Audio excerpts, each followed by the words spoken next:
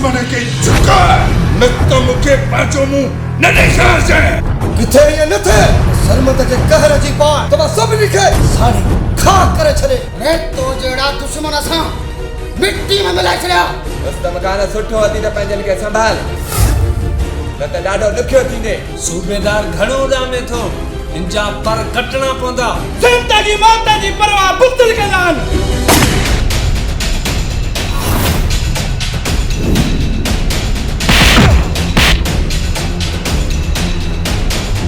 अदा सरमद मां सरमत जो पूरो खानदान तबाह कुछ छो तक कादर जे कहर का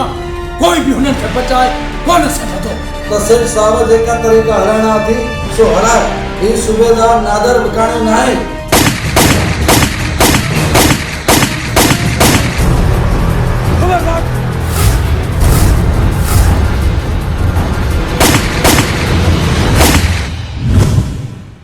खुदा जी जात घाट जो असा गरीबन के मथा जुल्म न क्यों खुदा जी जात डाडी तव असा पाण चाहियूं था त सरमंद साम्हूं अचे त जीअं सॼो हिसाब चुक्तू कयूं न रहे बास न वजे बासरी सेठ असांजे अंदर में बाह जो बबड़ थो भरे बाह जो बबड़ हिन हथ में हाणे सूबेदार रहंदो या असां छो त बेले में हिकु शींहुं रहंदो आहे ॿ न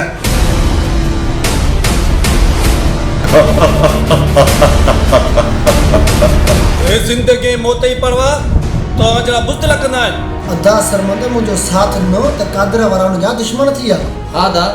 हिन दौर में जेकर को कंहिंसां साथ ॾे थो न त पंहिंजे लाइ दुश्मन थो पैदा करे भले दुश्मन थियनि खालद पर हींअर असां बि न आहियूं जो असांखे हथ लाइ असां हुन हथ कपे छॾियो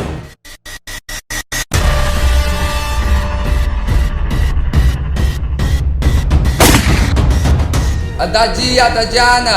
मतलब का सवा केर केॾे थो अचे ज़रूरी कम हुयो हुन जे लाइ तव्हां आयो आहियो असां बि यारनि जा यार आहियूं